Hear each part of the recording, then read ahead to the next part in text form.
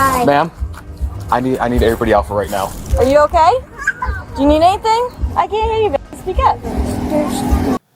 The porch light was still on when deputies pulled up that morning, though nobody inside the house had slept much the night before. A woman sat on the front steps, dazed, barely able to speak above a whisper. Inside, 4 children waited to tell investigators something none of them should have had to witness. And in the driveway, a man stood with his hands raised, insisting he had nothing to hide. Within hours, that claim would fall apart. On February 19, 2026, deputies in Marion County, Florida responded to a 911 call reporting an unresponsive 3-year-old girl, Paisley Brown, inside a home in Citra. When they arrived, they detained 32-year-old Jerome Kums, the child's stepfather, since he had been alone with the children that morning. Do you have anything weapons on you? Anything that's going to stick or poke me? On February 19th, 2026, deputies in Marion County, Florida, responded to a 911 call reporting an unresponsive 3-year-old, Paisley Brown, inside a home in Citra. When they arrived, they immediately detained Jerome Kums, since he'd been alone with the children all morning. All right, sir, for right now, I'm just going to detain you, okay? Do you have anything weapons on you? Anything that's going to stick or poke me? Again, He was not yet under arrest. He was, as officers repeatedly told him, simply detained while they sorted out what had happened. What made this case different from the outset wasn't the 911 call itself. It was who else was in the house. 4 other children, ranging from young siblings to a 9-year-old boy, had been present that morning, and it would be their accounts, not the adults, that investigators would come to trust first. Paisley's great-aunt, Tabitha Harless, was among the first relatives to arrive on scene. She told responding officers that the children had come to her directly and said the oldest had seen Jerome punching Paisley in the chest while she was in her playpen. Harless said she believed all 3 of the older children had witnessed it. She also raised a documented history with the family, telling deputies she had contacted Florida's Department of Children and Families 4 years earlier, warning that returning the children to their mother, Jennifer Kendrick, could end badly. This should have never happened. I called DCF 4 years ago and I told them when they took those kids away that if they gave those kids back, that baby was going to end up dead. That warning takes on a different weight now that one of those children is dead. Jerome's own words at the scene added another layer. Speaking with officers before any formal interrogation began, he said he regretted allowing the children back into the home and that he hadn't wanted Jennifer's boyfriend, Kums himself, involved in their lives. Tell him on the scene. Should have never gave these kids back to her. How long have they been back? Since the beginning of November. And I should not have done it, but I let her come and move into my house. Gave her a car. You can't know what's going to happen. I know, but I didn't want that boyfriend to move in, which is his dad. I'm trying not to be Yeah, too it's loud. okay. Because he would not let me see the kids every time I came. We were coming over to work on this place again because we had been doing stuff. Because I told her I got a place, it's not ready, but it'll get you and the kids off the street, you know. And we've been working on it since she's been here. And I didn't want the 2 oldest ones. I had custody of the other 2, and she had the other 2 because Mom has the younger 2. I had the younger 2. Okay. But Paisley. Okay. She had the older 2, and I let her come and move in while we worked on things. And I've been working out with her, you know, on rent and stuff like that. Understood. And then she got repoed, and I let her do the car thing. I gave her a car to make payments on. Okay. And I brought the girls back here to be with her because, in November. Yeah, yes, in November to be with their mother. You know.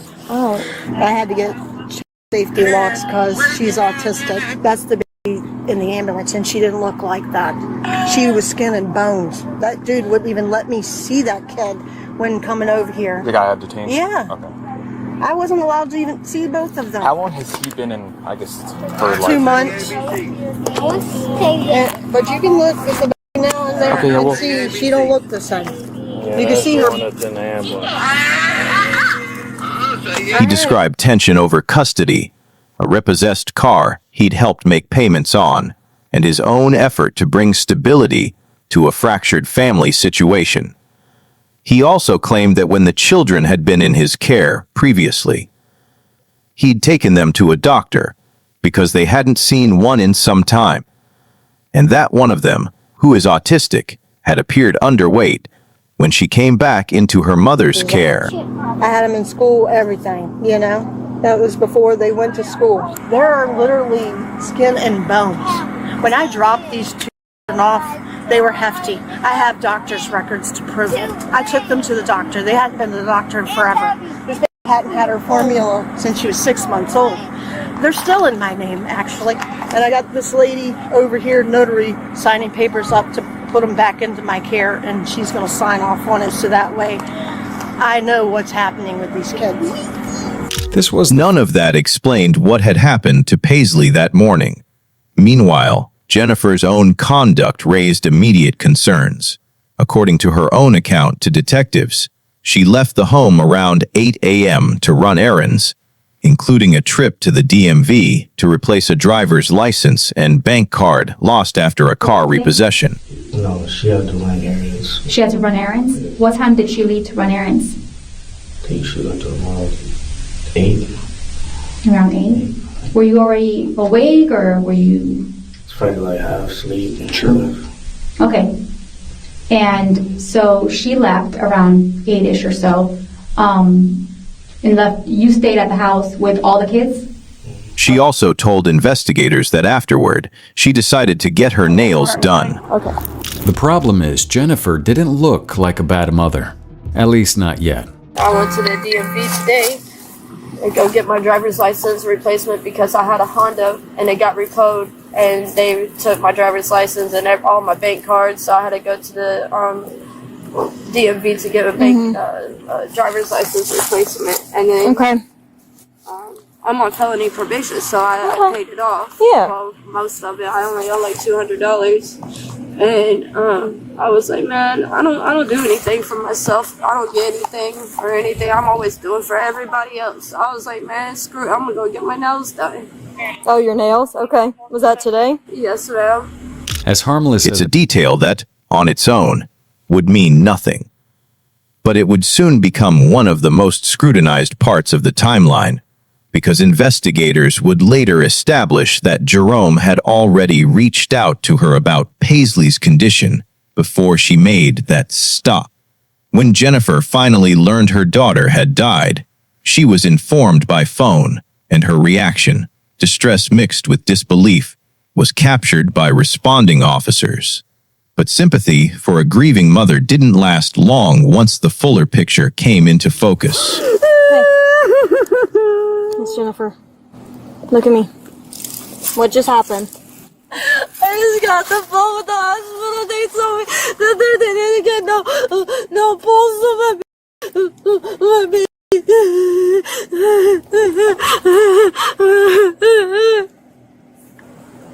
Take a breath for a second, okay? Take a breath. I just want to know what happened to my baby. And that's why we're here, and we want the same thing, okay? We want to give you answers. Even if I find out what happened to her, it's not gonna bring her back. No. Gee, How I'll make sure to does get them, someone okay? recover from this?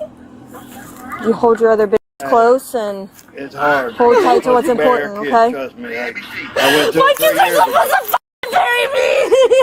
Well, raising hell ain't gonna solve nothing. It's emotions. You can let them out, okay? It's not going to bother us, but just be mindful of the other kids, okay? At the hospital, examining physicians found injuries that went well beyond what a routine fall could further explain. from the truth. I have four juveniles on scene that were present and advised that this black male subject that we have detained punched her several times in the chest area, just prior to her going unconscious. He just said that the preliminary at the hospital looked like the child's leg legs were tied. Oh my God. So I didn't notice anything like that in there. So Like tied like with a rope. I don't know. Wow. But the Investigators documented trauma to Paisley's chest, consistent with the children's accounts of punching, along with indications her legs had been bound. complete.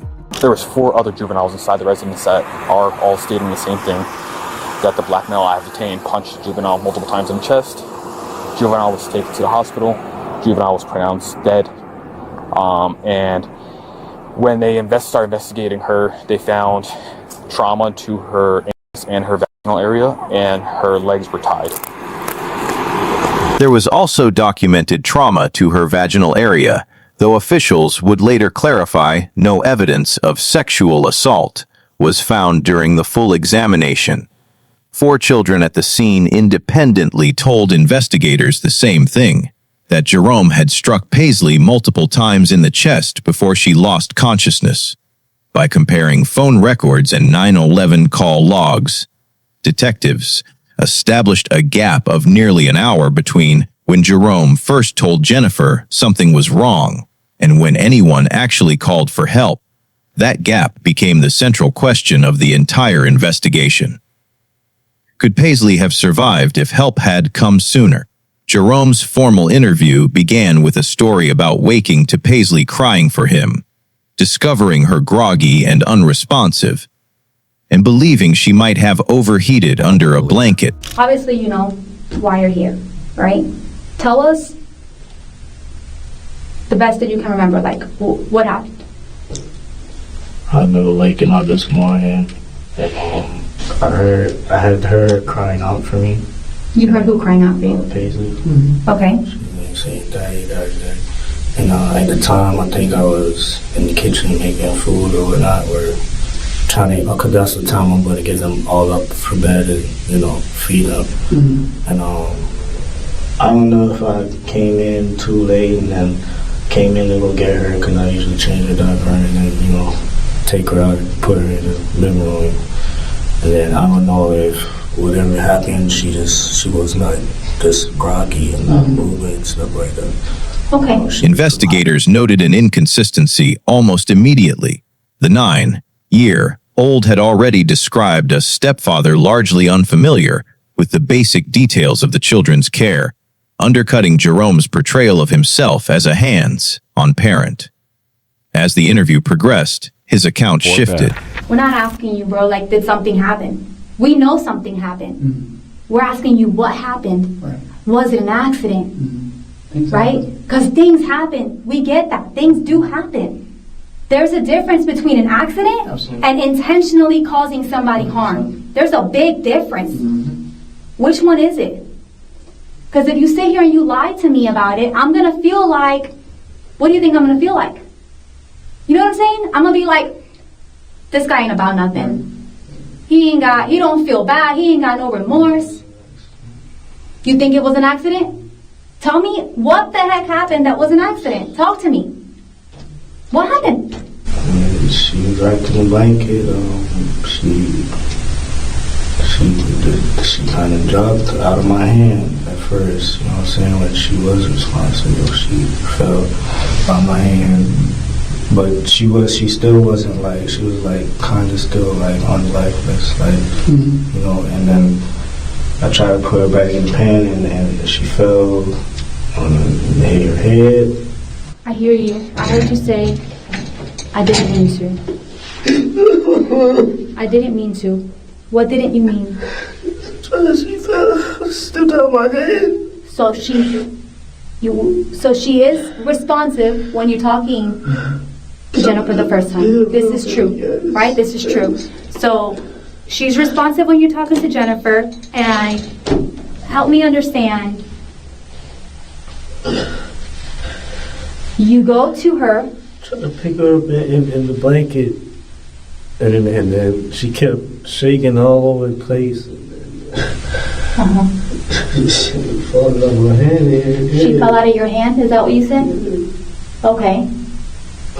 She fell out of your hand and fell where? On the floor? He described Paisley dropping from his hands as he tried to pick her up wrapped in a blanket, then falling again while he attempted to place her back in her playpen. When pressed, he changed the story again, this time saying she had fallen and struck the ground repeatedly while flailing, and that he had struck her chest 3 times afterward, describing it as an attempt to help her breathe. Okay, Mr. Kums, because here's the thing. We went to look at her. We went to look at Paisley at the hospital. Okay? And Paisley got injuries on her body, all over her body. Okay? Popped her a few times. You popped her a few times?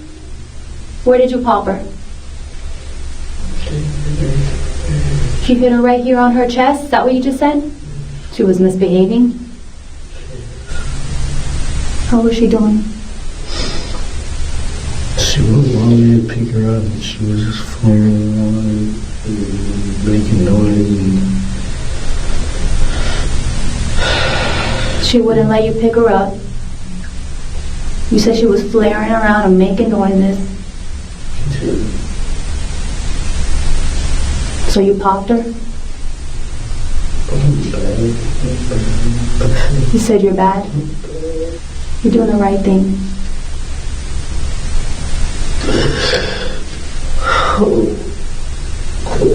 How many times did you pop her in her chest? 3 times. 3 times? Did you pop her with, like your hand, your fist? The back of your hand? Was it loud? I don't think it was loud. Was it loud enough that the kids could have heard it? Yeah, they probably heard when she had fell. They probably heard when she fell? When did she fall? When I was trying to pick her up and she flared around,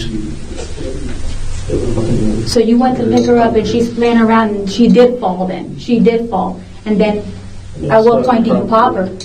And that's when you popped her? On the floor, kicking around, and that's why I popped her. Okay. And you said Paisley was in the playpen with a blanket? So she's in the playpen with the blanket. She's asleep or she's awake calling for daddy. She's going, daddy, daddy. Show me what happened. You pick her up. Walk me through it. She's flying around because I was trying to go, through her diaper. She was still in the blanket. She was falling. How did she land when she fell? She fell like this. Okay, so she landed on her back, her stomach, her side? On her back? Okay. And now she's on the ground. How many times? Like 3 times. You hit her chest. Did you hit her hard? Yeah.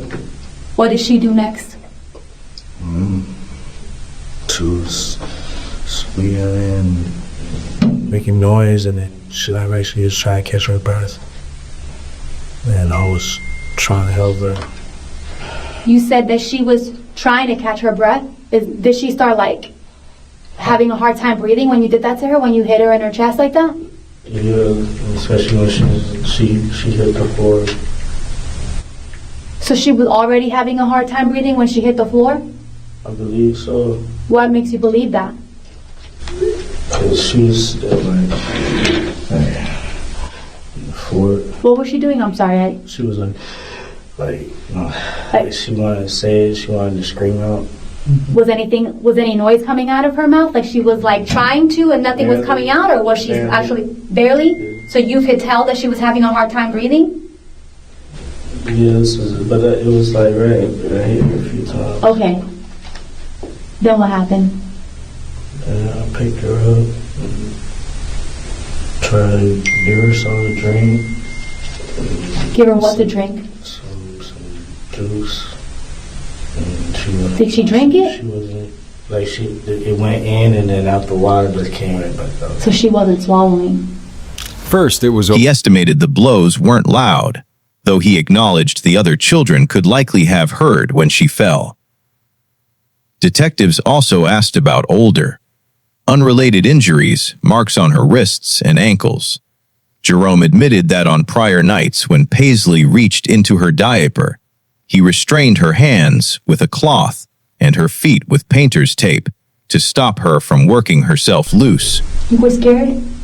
Can I ask you something since you're already being honest with me? You're already telling me the truth?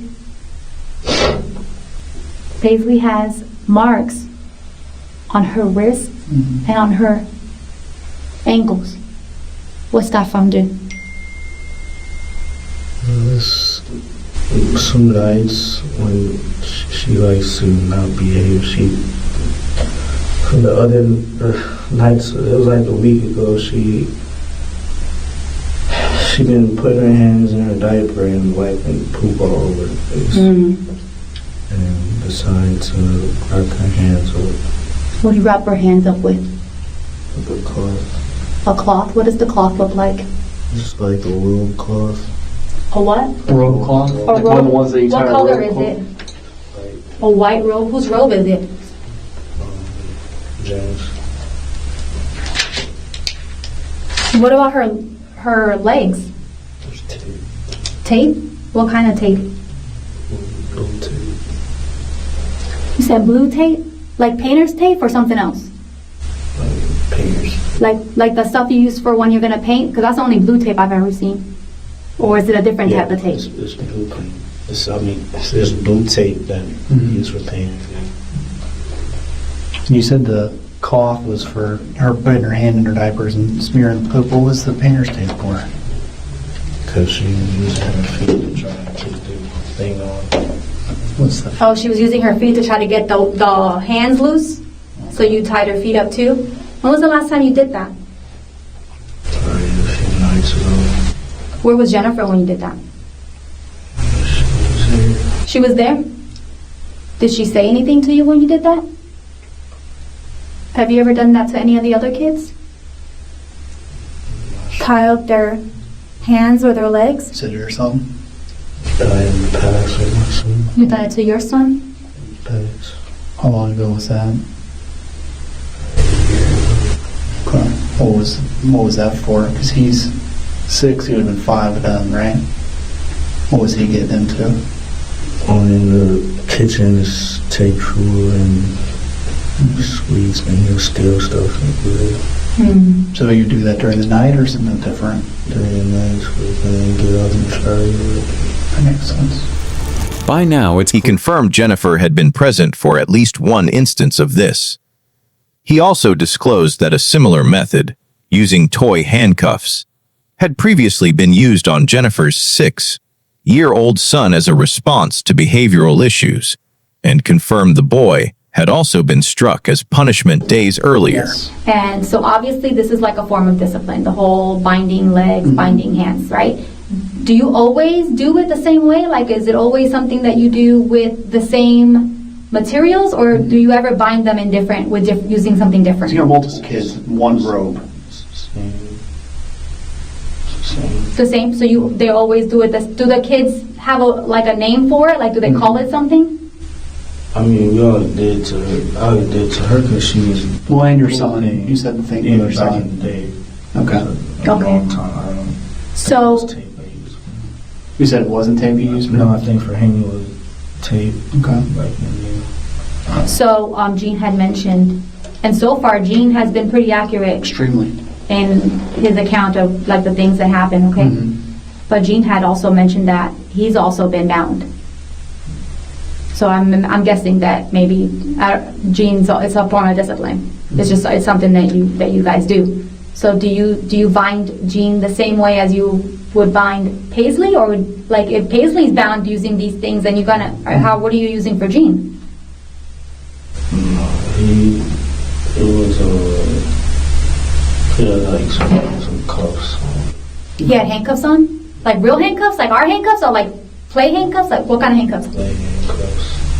You flick them and they open back. Okay. So you don't need like a key, but it's not like he could just get out of them. Kind of like some, like, not to be crude, but like someone that like It's kind of like handcuffs that like couples use, or something different? Where you could push a little button on the side and they kind of open up. Okay, I got you.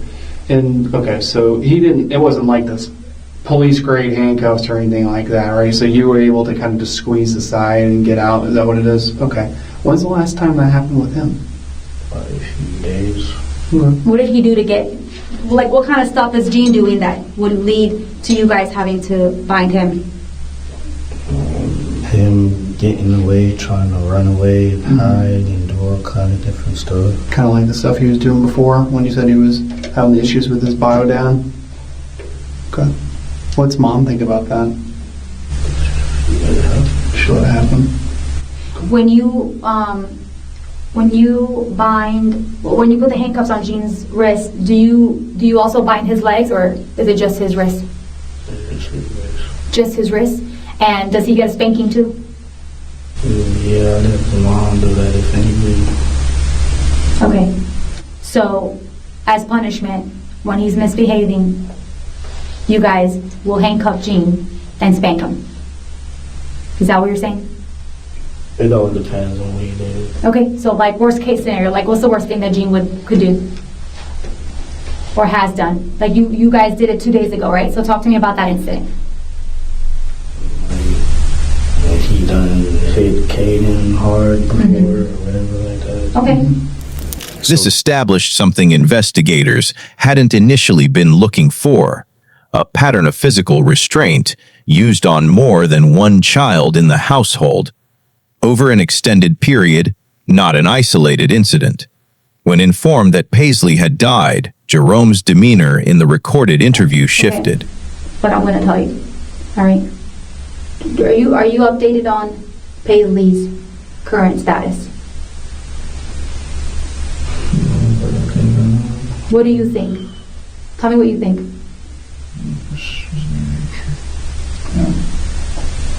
Paisley has passed away. She didn't make it, okay? He was asked directly whether a full examination would reveal any indication of sexual assault or his own DNA on or inside her body. He denied both. While we're here, while you're being honest with us, okay, what is the medical examiner going to call me and tell me about Paisley? She been hit, button spanked. I'm going to come right out and I'm going to ask you, because you've been honest with me, and I'm going to keep it real with you too, okay? Are they going to come back with any indication of any type of sexual assault on Paisley? No? Any trauma or anything going on with her? Anything like that? No? Okay. So we're gonna have sexual kits and all that done. So you're telling me that nothing's gonna come back indicating that there's been any type of sexual assault on Paisley's body?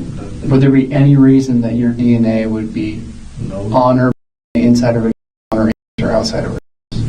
No. Okay. None at all. Because I mean, there's no reasonable explanation other than something happened. Would there be any reason that her DNA would be anywhere on your body, like on your fingers or anything like that? Nothing at all.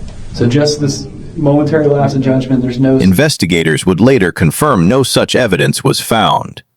It was not Jerome or Jennifer who intervened as Paisley's condition worsened. According to Harless, who arrived before Jennifer returned home, she found Jerome standing near the stove while Paisley lay unresponsive nearby.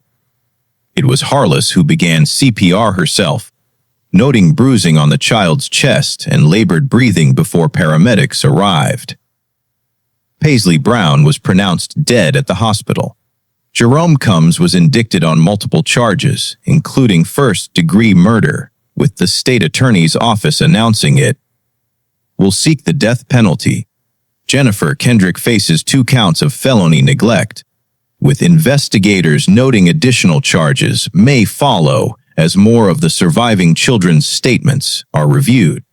All of the surviving children have been placed in the custody of Florida's Department of Children and Families. Both Kums and Kendrick remain in custody without bond as their cases move toward trial. What still isn't resolved is how much further Jennifer's culpability may extend. and whether the surviving children's ongoing statements to investigators will reshape the charges against her. Based on what came out in that interrogation room, where do you think the line falls between a parent who failed to protect her child and one who knew exactly what was happening in that house?